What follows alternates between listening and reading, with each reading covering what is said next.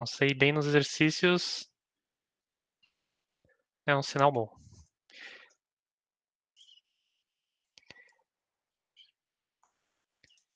Tem que fazer eles para a próxima aula, senão vai ficar muito difícil. Então vamos lá, comecei a gravar. Então é a primeira vez que eu estou usando o whiteboard, então pode ser que eu erre algumas coisas. Mas ele parece ser bem legalzinho. Então vamos lá. Fazer alguns exercícios propostos mesmo da apostila e passando rápido e falando como faz de trigonometria e de ótica também. Então vamos lá. Ó, nos itens seguintes, julgue B para verdadeiro e F para falso.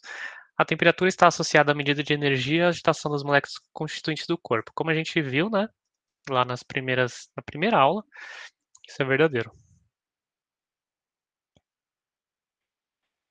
A medida está associada à agitação das moléculas. A energia cinética, o quanto ela se mexe, está diretamente associado à temperatura. Ó, se alguém tiver alguma dúvida, pode me parar a qualquer momento, tá? Termômetros são produzidos a partir de propriedades termométricas, isso é, algumas características físicas que mudam com temperaturas. Verdadeiro. No caso do termômetro de mercúrio, a propriedade termométrica é a dilatação ou contração de seu volume. Totalmente verdadeiro, né, pessoal? C. Pontos fixos são pontos de referência que são notórios por apresentarem temperaturas invariáveis, tais como a da fusão do gelo e da ebulição da água. E são os pontos que a gente falou, né? Por exemplo, para construir a do grau Celsius, foram esses dois pontos fixos que foram usados. Então, verdadeiro. Mas, Existem... professor, eles falam que invariável, mas eles são variáveis, certo? De acordo com a pressão. É. Sim, mas você tem razão no que você falou. Então, assim... então muda dependendo da pressão. Então, se eu não tiver uma atmosfera, vai ser diferente a temperatura de fusão e de ebulição. Sim, mas não é isso que ele quis dizer. Ele quis dizer que pontos fixos. Então, se você manteve a pressão fixa, então, enquanto estiver ocorrendo a fusão ou a ebulição, aquela temperatura não varia. É isso que quer dizer. Tudo bem? Beleza. Então, a sua colocação está correta, mas é só uma. É um jeito diferente de olhar para a situação. Tá. Aí D. Existem planetas fora do sistema solar que podem apresentar temperaturas inferiores a menos 300 graus Celsius. Então, isso aqui é falso, né, pessoal? Porque sabemos que o zero absoluto é menos 273 graus Celsius, que é 0 Kelvin. Então, não tem temperatura abaixo disso. Então, essa aqui é falsa. Como até um aluno disse, né, que só o yoga de cisne consegue alcançar. Tá, beleza. 2. Calcule as temperaturas na escala Pro, Kelvin. Oi? volta rapidinho, 1 minuto, só para tirar uma foto. Tá. Mas tá Pronto, gravando, obrigada. tá? Uhum. Opa. Aqui. Tá. Então, tá pedindo para calcular na escala Kelvin e ele deu 1 grau Celsius. Então é bem fácil, né? É só a gente acrescentar 273. Vou deixar vermelho mesmo. Então, a 0 mais 273. Fica aparecendo gente querendo entrar na sala. Tô permitindo. Ó, 200, é só somar 273, então fica 273. Opa. Kelvin. B. 37. Então vai ser 37 mais 273, que dá 310 Kelvin. Então a C, 3.273 Kelvin e a D, 5.773 Kelvin. Bem simples, né, pessoal? Passar de Celsius para Kelvin é bem simples mesmo. Tá. Agora a 3. Expresse na escala Celsius a temperatura correspondente ao zero absoluto. Bom, a gente já fez ali em cima, né? É menos 273 graus Celsius. Tá, 4. Um termômetro marca 104 graus Fahrenheit. Qual a temperatura na escala Celsius e Kelvin? Então, como eu tinha falado na aula, é mais fácil passar para Celsius primeiro e depois passa para Kelvin. Que de Celsius para Kelvin é trivial, né? Então vamos lá. O primeiro passo, fazer uma retinha. Aí aqui 0 graus Celsius, 32 graus Fahrenheit. Aqui em cima 100 graus Celsius, 212 graus Fahrenheit.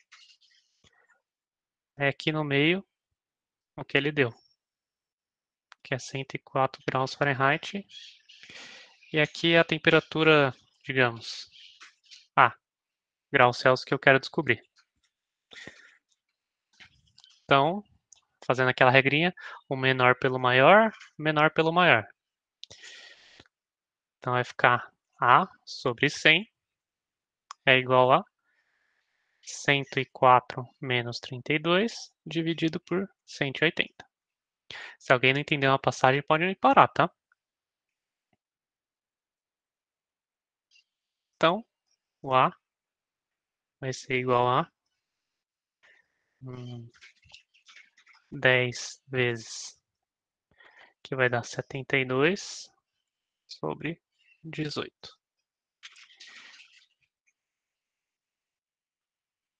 Então vai ser 10 vezes 36 sobre 9, que vai ser 40. Porque 36 dividido por 9 dá 4 graus Celsius. E essa é a 4. Nenhuma dúvida então, né, pessoal? Ó, eu tô indo direto. Ninguém me parar, eu tô indo. O trem tá passando lotado. Tá, 5. Há uma temperatura na qual as leituras de dois termômetros graduados na escala Celsius e Fahrenheit coincidem. Qual é essa temperatura? Aqui tem uma jogadinha. Qual que é? Como a temperatura coincide nas duas, a gente chama elas da mesma letra. Então vamos lá. Ó, 0 graus Celsius, 32 graus Fahrenheit, 212, 100. Aí essa temperatura aqui vai ser x graus Celsius e x graus Fahrenheit, que ela é igual nas duas. Então, x sobre 100 vai ser igual a x menos 32 sobre 180. Beleza. Aí aqui vai ficar 18x, já estou simplificando. Passo 10 para cá. Já estou distribuindo. Então 8x é menos 320. X vai ser igual a menos 40 graus Celsius ou menos 40 graus Fahrenheit. É a mesma coisa, porque equivale à mesma temperatura. Tudo bem, pessoal?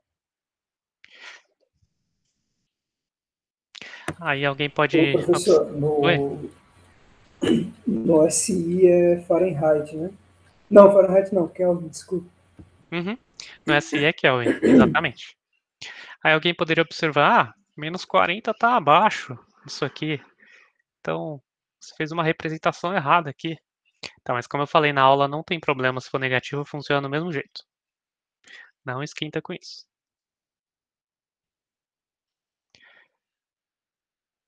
Beleza. Agora, 6.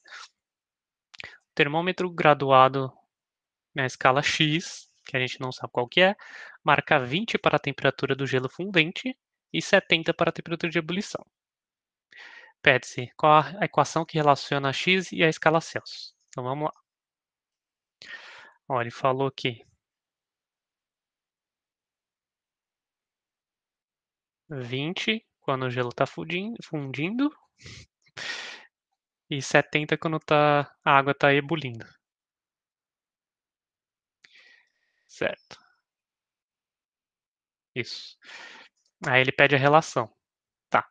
Aí eu vou marcar um aqui no meio. Eu vou falar que quando tiver A graus Celsius, vai estar B graus x, que é a escala que ele deu, graus x. Tá, agora é só fazer o mesmo processo de novo. A sobre 100 é igual P menos 20 sobre 70 menos 20, que é 50. Então, como vocês podem perceber, isso aqui vai dar... Passo 100 para cá, 100 dividido por 50 dá 2. Então, 2b menos 40. Pronto. Essa é a equação que relaciona as duas temperaturas. Você pode isolar o b também, mas tanto faz. Tá, essa foi a A. A B, qual a temperatura correspondente a 30 graus Celsius na escala X? Então, o A que a gente falou que estava em Celsius, né? E o B em X. Então, a gente quer achar o B. Então, vai ficar 30 é igual a 2b menos 40. 2b é igual a 70. B é igual a 35 graus X. Beleza, pessoal? Então, aqui é a aplicação do que a gente viu na primeira aula, né?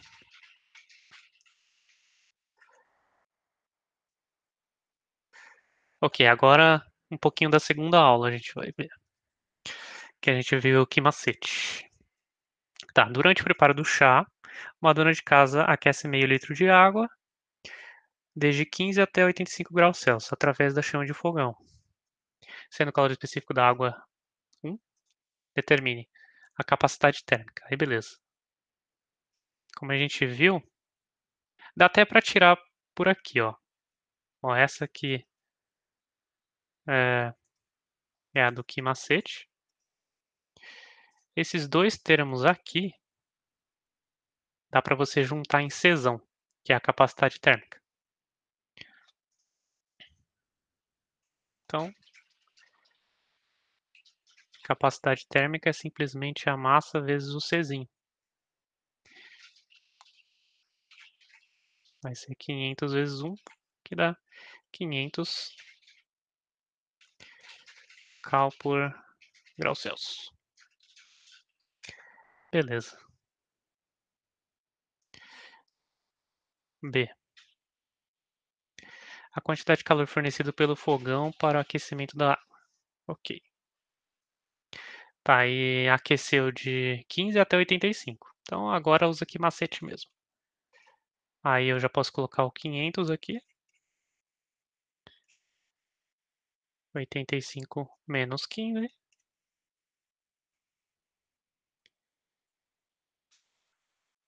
Dá 70.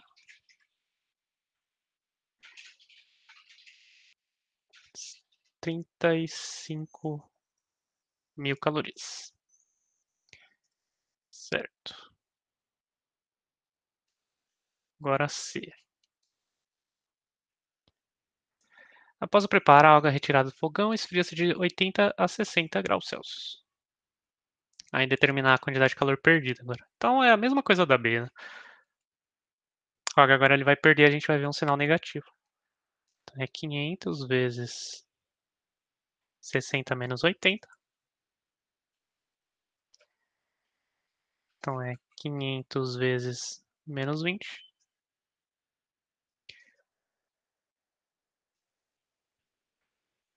Então menos 10.000 calorias. Até aqui tranquilo, né, pessoal? Acredito que vocês fizeram a maioria desses exercícios, né? Mas se alguém tentou fazer e ficou com alguma dúvida, ou se não fez, estou fazendo agora.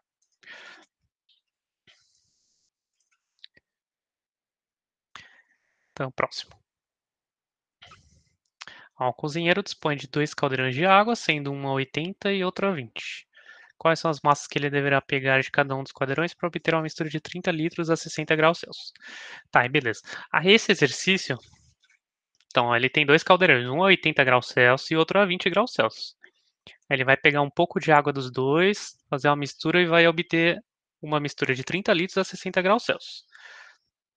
Então, essa a gente vai ter que usar Q1 mais Q2 igual a 0.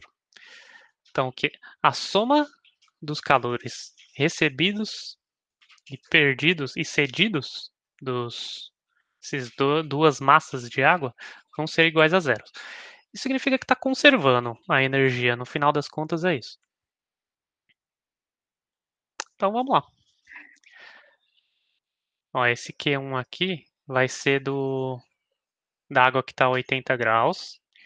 E esse daqui da água que está a 20 graus. Beleza. Então, ó, aqui vai ser massa 1 vezes C vezes variação de temperatura 1. Aqui, massa 2 vezes C vezes variação de temperatura 2. Beleza. Eu sei que a soma da massa 1 mais a massa 2 vai ter que dar 30 quilos, porque 1 quilo de água é igual a 1 litro de água.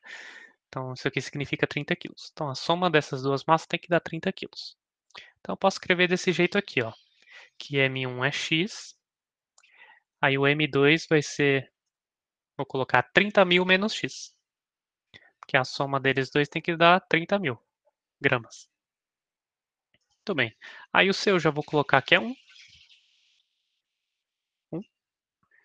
Aí a variação de temperatura, esse daqui é o de 80, ele vai 60 menos 80, final menos inicial. Beleza. Aí aqui eu vou colocar 30.000 menos X. Vezes, aí aqui a variação. 60 menos 20. Beleza. Agora é só resolver. Ó, aqui vai dar menos 20x. Aqui vai dar 40. Faz essa distributiva aqui. Ó, esse aqui vai ficar menos 40x. E aqui vai ficar 12, 1, 2, 3, 4, 5. 1.200.000. Tá. Aí aqui vai ficar... Vou passar para o outro lado, esse menos 60x. 60x é igual a 1, 2, 3, 4, 5. Beleza, corta esse zero aqui. Aqui dividido vai sobrar um 2. 2, 3, 4. 20.000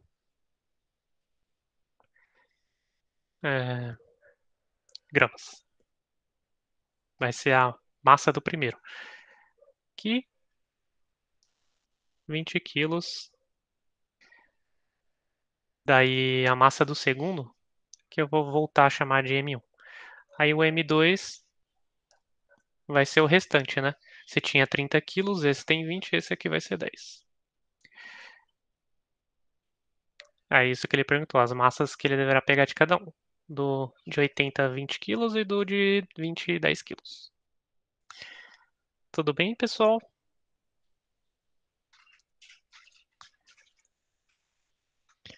Bom, sem dúvidas, então vamos continuar. Tá, e aqui a 12. Ó, 1 kg de água a 0 graus Celsius é colocado em refrigerador que retira o calor a taxa constante de 1.000 calorias por minuto. Após quanto tempo metade da massa inicial de água será transformada em gelo? Então, beleza. A gente tem só água, só que eu botei no freezer, né? Aí o freezer está tirando o calor da água. Então essa água vai transformando em gelo. E aí ele deu aqui o calor latente de fusão do gelo. Vamos lembrar o que é isso. Isso aqui é o calor que é necessário se você fornecer para o bloco de gelo. Então quer dizer que a cada 80 calorias que eu forneço, 1 grama de gelo vira água. Mas na volta também vale. A cada 80 calorias que eu tiro da água líquida a 0 graus, 1 grama vira gelo. Então, é isso que esse dado aqui quer dizer. Vamos lá. A água já está a 0 graus Celsius. Então, eu só preciso pegar isso aqui e fazer uma regra de 3 para saber quanto tempo eu preciso. Então, eu tenho 1 quilo. Ele quer transformar metade da massa em gelo. Então, metade de 1 quilo é 500 gramas.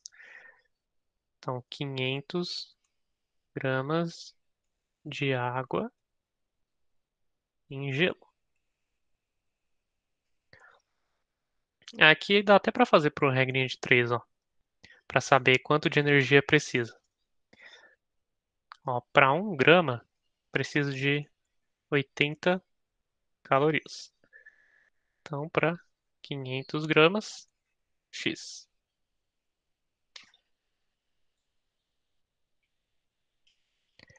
Daí é só multiplicar aqui. 40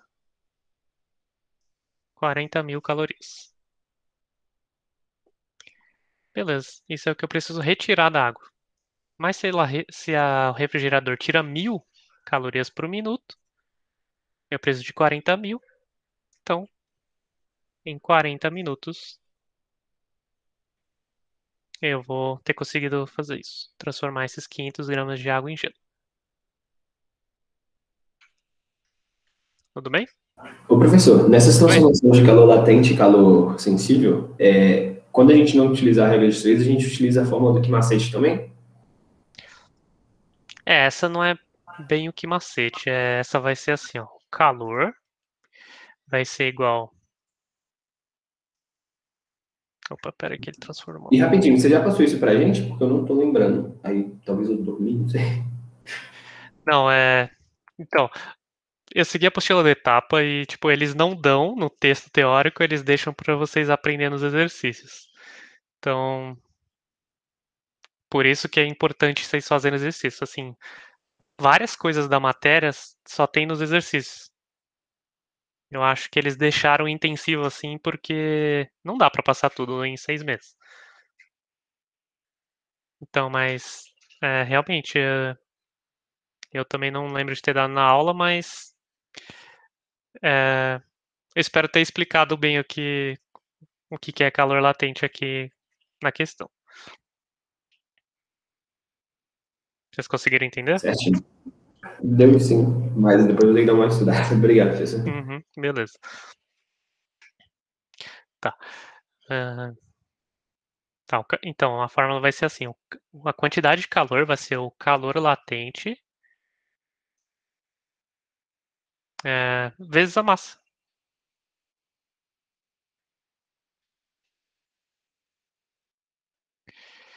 Então, a massa que eu estou transformando vezes qual é o calor latente. Isso vai dar a quantidade de calor que eu preciso. E aí, professor, mesmo que você já não passou, eu acho que eu lembro um pouco do ensino médio.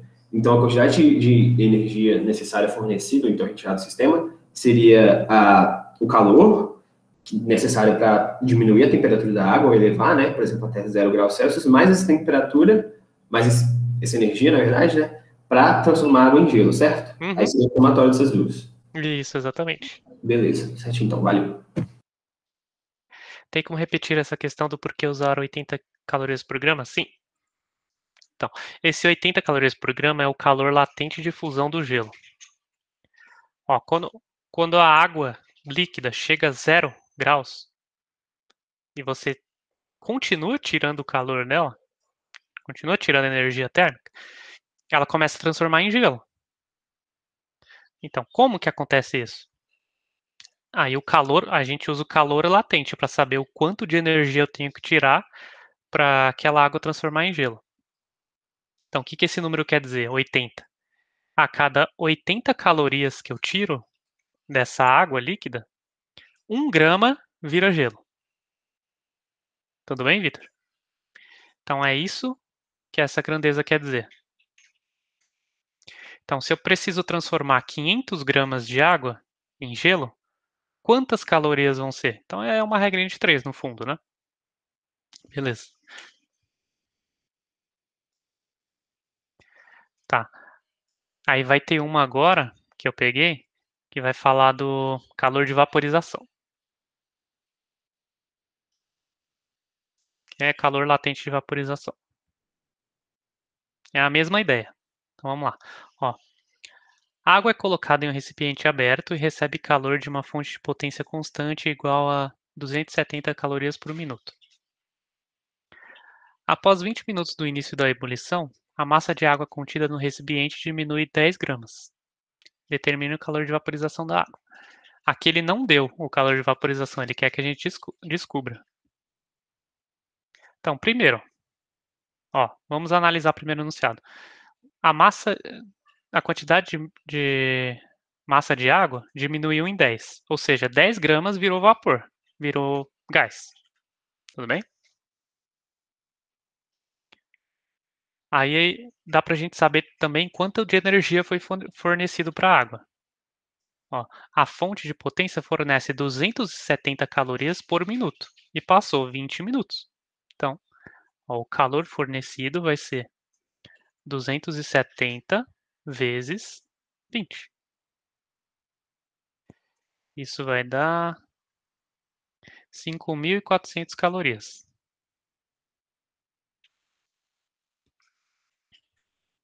Ó, então, ó, o calor de vaporização, o que é? É parecido com a definição do calor latente de fusão.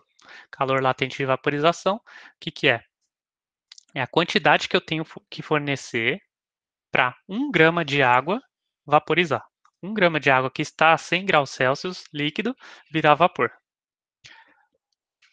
Se com essa quantidade aqui eu vaporizei 10, concorda que é só dividir isso aqui por 10, que eu vou achar quanto precisa para vaporizar 1 grama? 1 grama, né? Então, dividindo isso aqui por 10, fica aqui 540 calorias por grama. Mas, professor, por exemplo, nesse sistema, a água líquida, que também não estava a 100 graus Celsius, ela também não receberia essa energia fornecida do sistema para elevar até 100 graus Celsius? Então, a água está a 100 graus Celsius já. Então, toda aquela água líquida está a 100 graus Celsius. Se você fornecer mais energia, ela vira gás. Essa é a situação. Entendi. Então a Entendeu? gente tem que imaginar uma situação perfeita, né? Que tá tudo igualzinho lá. Beleza. Sim.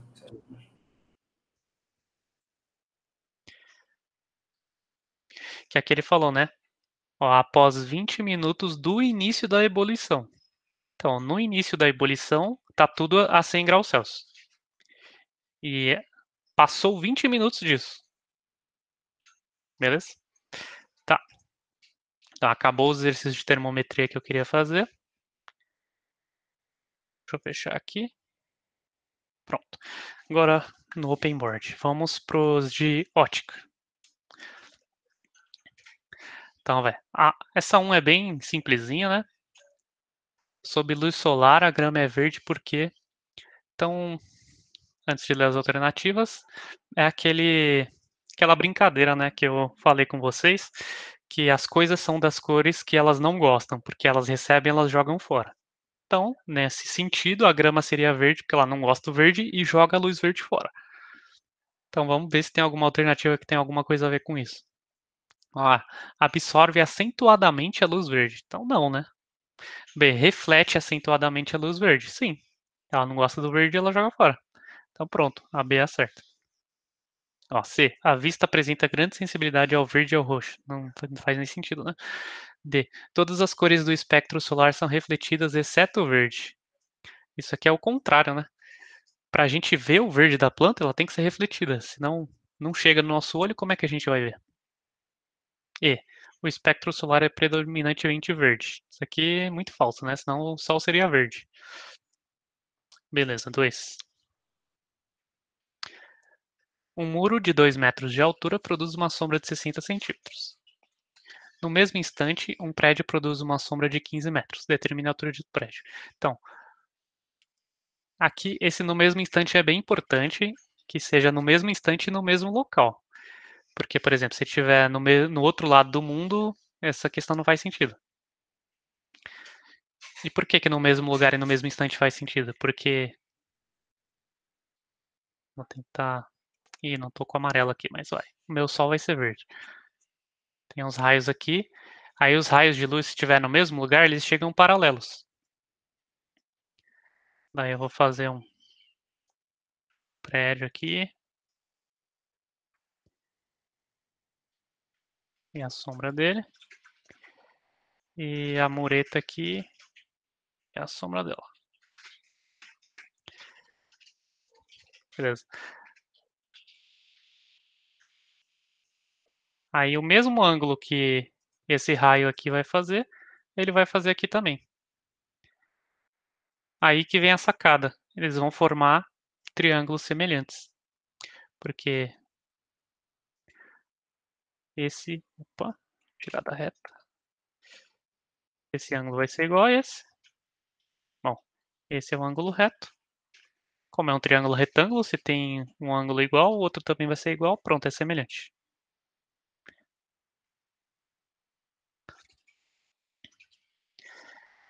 Beleza. Agora vamos para os dados.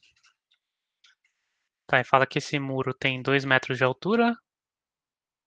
A sombra tem 60 centímetros, vou colocar 0,6 metros. Aqui a sombra dele é de 15 metros. Quer saber a altura do prédio. Então, ó, a altura do prédio, altura da mureta, sombra do prédio, sombra da mureta.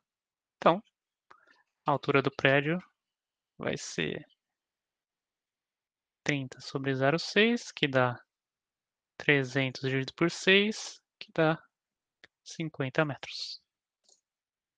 Tudo bem? Beleza. Então, vamos passar. Aqui é 2 de novo, coloquei 2 vezes, mas tudo bem. Tá. 3. Um objeto retilíneo AB de 18 centímetros de altura. Então, deixa eu colocar aqui. Até aumentar aqui um pouco. Aqui, 18 centímetros. É disposto perpendicularmente ao eixo de uma câmara escura de orifício O, distante 2 metros dessa. Então, essa distância aqui é 2 metros. A câmera tem comprimento 30 centímetros. Calcule o comprimento da imagem a linha B', projetada na parede oposta ao orifício da câmera. Então, novamente, é brincar com os triângulos semelhantes. Ó, aqui é o mesmo ângulo, oposto pelo vértice. Esse daqui vai ser alterno interno desse. E pronto, né? Esse aqui é a mesma coisa, também é alterno interno. Pronto, triângulo semelhante. Aí vamos lá. Ó, a distância desse 2 metros sobre 0,3 metros. A altura desse, base desse, que é a linha B'. Ah, tá. Aqui eu usei metro. Se aqui eu usei centímetro, então o resultado a linha B' vai dar em centímetro também. Então não preciso usar metro em tudo, que é um macete, né? Se eu estou usando aqui, o metro vai cancelar com o metro, aí vai sobrar 1 centímetro. Isso aí vai dar em centímetro a resposta. Mas se você, na hora da prova, tiver alguma desconfiança de que vai dar errado, usa tudo na mesma unidade, não tem problema. Ó, isolando a linha B', vai dar 18 vezes 0,3 dividido por 2, que dá 9 vezes 0,3, dá 2,7 centímetros.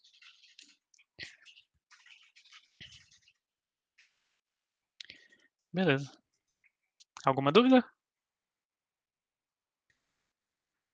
Então, vamos adiante. O ângulo entre o raio de luz incidente e o refletido por uma superfície polida S vale 72 graus. 72 graus. Calcule o ângulo de incidência. Tá. Então, vou fazer a superfície aqui. Aí ele está falando que incide e reflete. Então, esse aqui eu vou chamar de incidente. Esse aqui eu vou chamar de refletido. Aí lembrem-se sempre de fazer a normal. Essa aqui é a normal. E aí? Esse ângulo aqui em relação à normal vai ser um ângulo de incidência. E esse aqui vai ser o ângulo de reflexão. Beleza. Ó, o ângulo entre o raio de luz incidente. Então, o I aqui e o refletido R vale 72. Então, tudo isso aqui, ó, tudo isso aqui vale 72 graus. Então, eu posso falar aqui, I mais R é igual a 72. Mas, a gente também sabe que o I tem que ser igual a R. Na reflexão a gente viu isso, né? O ângulo de incidência é sempre igual ao ângulo de reflexão. Logo, substituindo aqui, eu fico aqui 2i igual a 72. Então, I é igual a 36. Beleza. Então, se tiver alguma dúvida, me parem, hein? 5. Obter na figura o raio de luz que parte de P, reflete no espelho, plano E. Então, o espelho está aqui embaixo, esse azul, e atinge o olho do observador O. Então, pelo que a gente viu na aula, primeiro a gente faz a imagem do P aqui embaixo. Deixa eu ver como é que eu vou fazer isso. Vou pegar o roxo aqui. Colocar ele aqui, mais ou menos. Ó, pelinha. Então aqui tem 1 metro também. Aí eu traço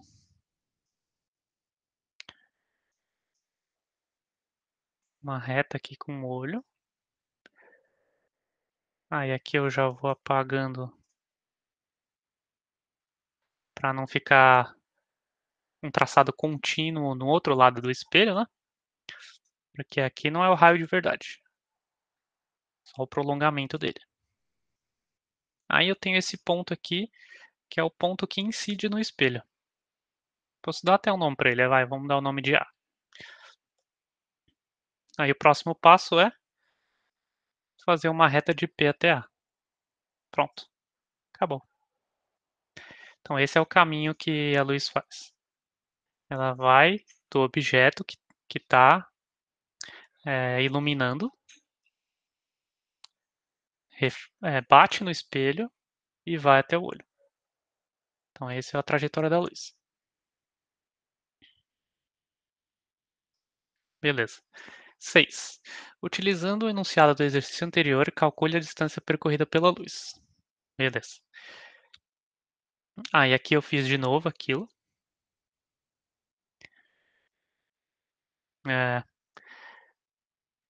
Daí, ele quer saber a distância percorrida pela luz.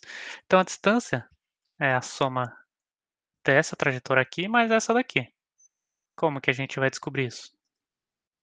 Bom, novamente, são triângulos retângulos. Porque, ó, aqui se a gente traçar a normal, a gente vai ver o ângulo de incidência e o ângulo de reflexão são iguais. Então, esses dois ângulos também têm que ser iguais. Eles são triângulos retângulos, então esse ângulo aqui de cima também é igual. Portanto, eles são semelhantes. Então, vocês já estão meio cansando, né? Que a ótica é triângulo semelhante o tempo inteiro. Já que eles são semelhantes, qual é a razão de semelhança deles? Bom, esse aqui tem altura 1 metro, esse aqui tem altura 2 metros. Então, a razão de semelhança é 2. Esse triângulo é o dobro desse daqui. Aqui embaixo, ele deu a distância do observador até o objeto, que é de 4 metros. Então, chamando essa base do triângulo menor de x, essa daqui tem que ser 2x, porque é o dobro. Então,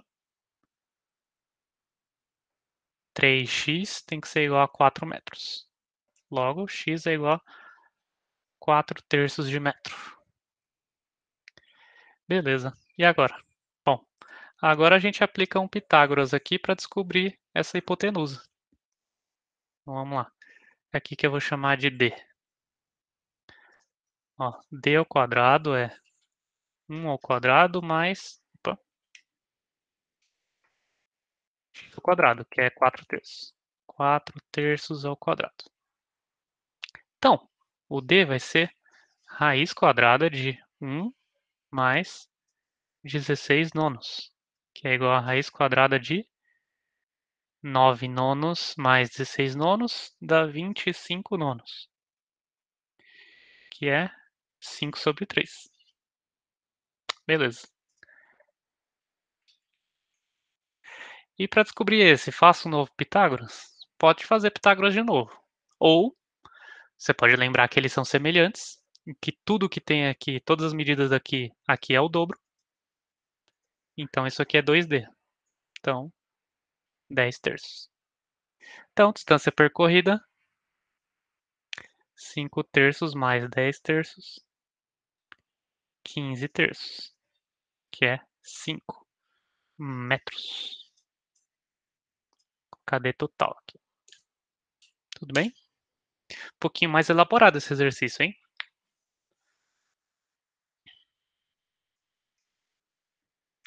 Nenhuma dúvida? Então vou ir para o próximo. Tranquilo, tranquilo. Ó, na figura ao lado tem-se um espelho plano E e um objeto, a letra F. Construa sua imagem gerada pelo espelho. Então vou construir aqui, ó, mais ou menos na mesma distância, né? Pronto, F é o contrário. Tá maior, mas relevem. Construa sua imagem gerada pelo espelho e assinale V para verdadeiro e F para falso. A imagem formada é invertida, falso. Como a gente viu, a definição de invertida teria que trocar o lado de baixo com o lado de cima também. Tá, a imagem formada é do mesmo tamanho que o objeto. Bom, a que eu fiz aqui não é do mesmo tamanho, mas deveria ser. Verdadeiro. A imagem formada não pode ser sobreposta ao objeto, ou seja, ela é enantiomorfa. Como a gente viu, sim. Isso aqui é exatamente essa situação aqui. Enantiomorfa é quando só inverte horizontalmente apenas. Beleza. Que horas são? Tá, 8 minutos. Então, uma pessoa de 1,60 m de altura acha-se de frente de um espelho plano vertical, sendo 1,50 m a distância do olho do observador ao solo. Então esse é bem parecido com aquele exercício resolvido do livro, hein? Ó, a menor altura desse espelho para que o observador possa ver-se de corpo inteiro. Tá. Então vou tentar fazer uma pessoa aqui, só o esboço, não precisa ser esboço bonito. Aqui, ó, Stickman. Aí eu vou dar o Stickman aqui, porque com certeza eu ia desenhar diferente, né? Tá, beleza. Daí, ó, ele precisa enxergar. Essa aqui é a imagem, tá? Chamar, vamos chamar de O, isso aqui de I. Então, do olho dele, que está um pouco abaixo da altura total, é 1,50, tenho que ver a imagem dele inteira. É isso. Aí, tem essa distância entre ele e a imagem. Vou pegar aqui. Vou chamar de 2D. Por quê? Porque eu divido em 2. Ó, até a metade é D, a outra metade é D. Eles têm que estar à mesma distância do espelho. Aí eu faço um tracejado aqui. Nossa, que tracejado torto. Opa, aqui. O espelho tem que estar mais ou menos aqui. Tem que fazer de outra cor. Pronto. E essa distância aqui da visão dele é exatamente o tamanho mínimo que o espelho precisa ter para ele se ver inteiro.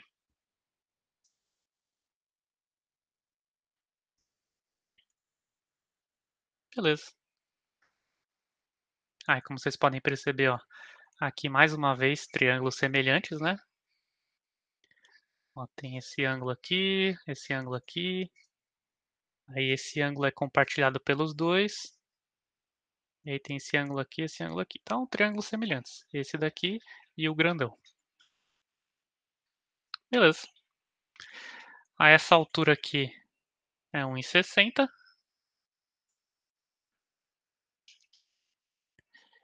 E essa daqui é quanto eu preciso saber. Beleza. Então, vamos lá. A menor altura. Então, a altura zona 1,60 sobre a altura que eu quero saber.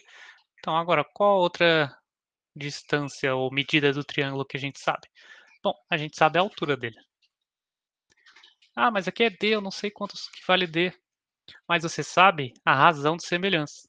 Que o triângulozão maior é 2 vezes 2D maior do que o primeiro, que é D. Então a razão de semelhança é 2 para 1. Aqui é a medida do maior, medida do maior, medida do menor, medida do menor. Pronto. Aí Hzinho então vai ser metade disso.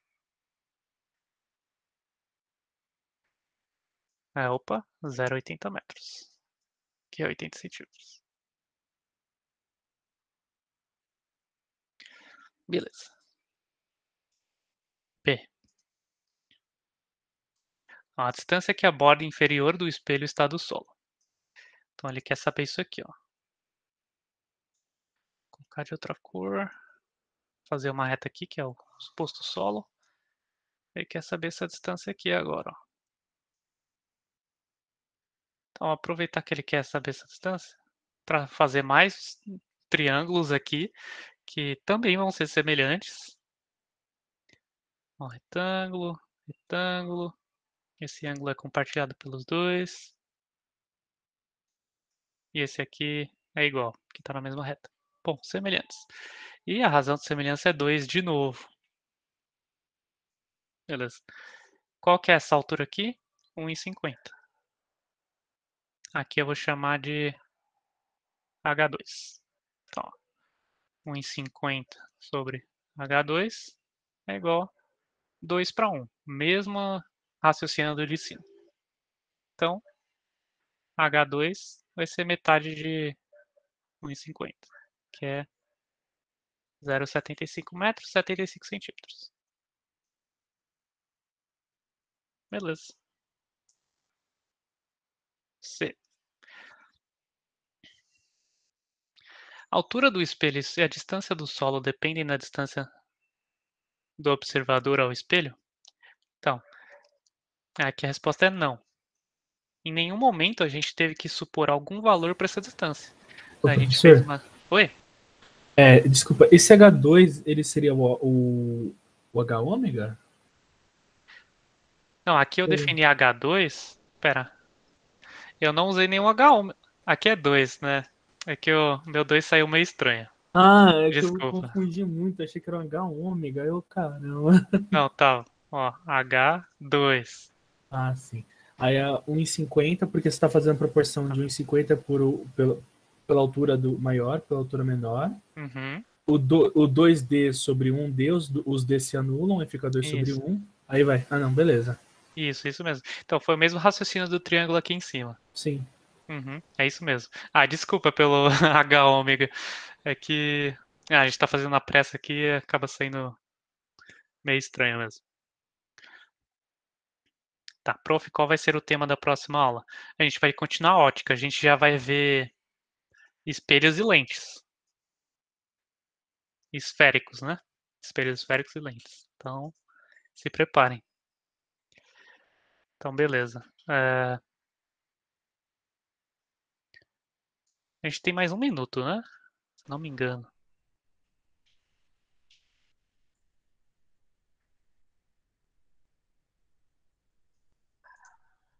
Tá, tinha mais coisa que eu queria fazer, mas como acabou, não vai rolar.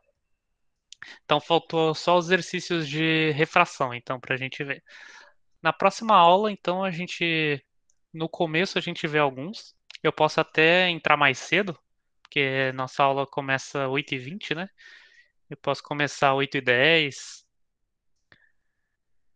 Eu posso até entrar um pouco antes para tirar dúvidas de quem tiver dúvida. Aí umas 8h10 a gente começa, faz uns 2 exercícios pelo menos, e a gente começa a próxima matéria, pode ser?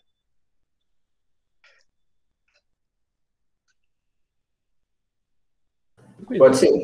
Você não, tipo, não sei como é que funciona a questão dos horários da aula do sábado também, mas se eles se dividirem, né? Não sei, porque a gente vai ter bastante aula no sábado. Ah, é. A próxima semana, terça, vai ser feriado e eu vou dar aula no sábado. Bem lembrado. Aí, ó. Bem lembrado. Bom, então no sábado a gente vê como vai ficar, porque eu nunca dei aula no sábado, eu não sei como é que é. Mas perfeito, eu vou terminar a gravação aqui.